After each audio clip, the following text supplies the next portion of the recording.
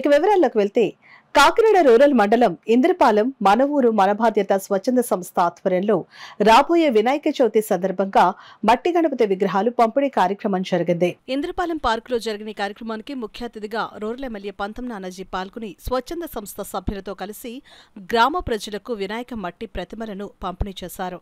ఈ సందర్భంగా rural MLA పంతం నానాజీ మాట్లాడుతూ మన ఊరు మన బాధ్యత అనే స్వచ్ఛంద సంస్థను మేడిశెట్టి రామ్మోహన్ ఏర్పాటు చేసి అందులో గ్రామస్తులను భాగస్వాములు చేసి గ్రామంలో కార్యక్రమాలు నిర్వహించడం వారికి గ్రామంపై ఉన్న బాధ్యత అర్థమవుతుందని అన్నారు.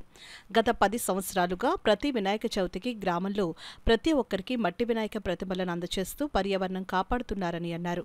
స్వచ్ఛంద సంస్థ ద్వారా చేసే అనేక కార్యక్రమాల ద్వారా నేషనల్ అవార్డు అందుకున్న సంస్థ సభ్యులను అభినందించారు.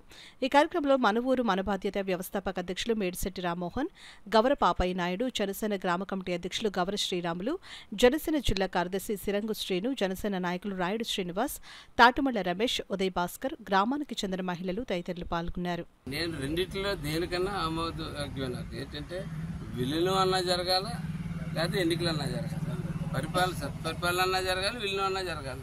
విలీనం జరిగి అక్కడ ఎన్నికలన్నా జరగాలి, మొత్తం అందులో కలిసి అది. ఎందుకంటే ఇవాళ విలీనం జరపడంలో నష్టాలు ఉన్నాయి, లాభాలు ఉన్నాయి. కార్పొరేషన్లోకి వెళ్తే కార్పొరేషన్ నిధులు వస్తాయి, 50 ఎన్ని నిధులు అన్ని నిధులు వస్తాయి, జనరల్ ఫండ్స్ వస్తాయి, స్మార్ట్ సిటీ నిధులు వస్తాయి, స్మార్ట్ సిటీ ఇంకా ఎక్సైజ్ వస్తాయి, స్మార్ట్ సిటీ నిధులు వస్తాయి. ఇలా గ్రామాల్లో ఉండి ఎన్నికలు జరిగితే 15th ఫైనాన్స్ డబ్బులు వస్తాయి, మళ్ళా